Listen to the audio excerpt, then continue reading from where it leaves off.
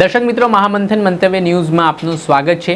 ડેડિયાપાડાના ધારાસભ્ય ચૈતર વસાવાના પત્ની ખેડૂતોના જામીન મામલે આજે ગુજરાત હાઈકોર્ટમાં મહત્વનો ચુકાદો આવવાનો છે।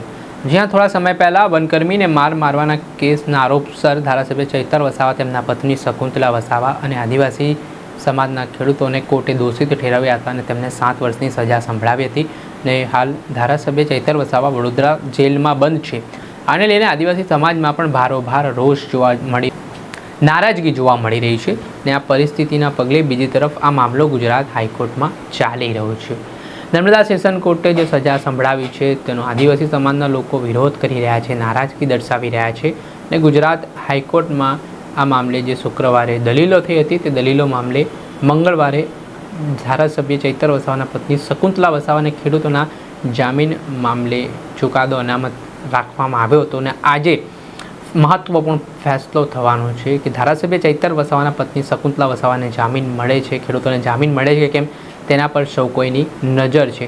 બપોર સુધીમાં એ બાબતના પણ અપડેટો આવી જશે। પરંતુ હાલની જે સ્થિતિ નિર્માણ થઈ છે, ધારાસભ્યએ જેલમાંથી એવું કહેવડાવ્યું છે કે પહેલાં તેમના પત્ની અને ખેડૂતોને બહાર કાઢો, પછી તેમના જામીન માટેની અરજી ફાઇલ કરવામાં આવે।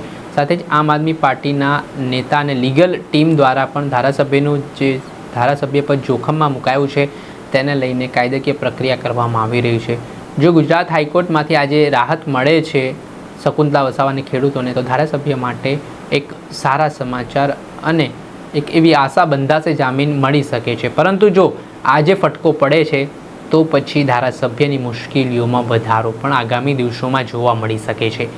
જોવાનું રહ્યું બપોર સુધીમાં શું પરિણામ આવે છે, શું ચુકાદો આવે છે હાઈકોર્ટ તરફથી, એ તમામ વિષયના પડના અપડેટો આપના સુધી પહોંચાડતા રહીશું। એટલે મહામંથન મંતવ્ય ન્યૂઝ ચેનલને લાઇક કરી લો, સબસ્ક્રાઈબ કરી લો અને વધુમાં વધુ શેર કરો।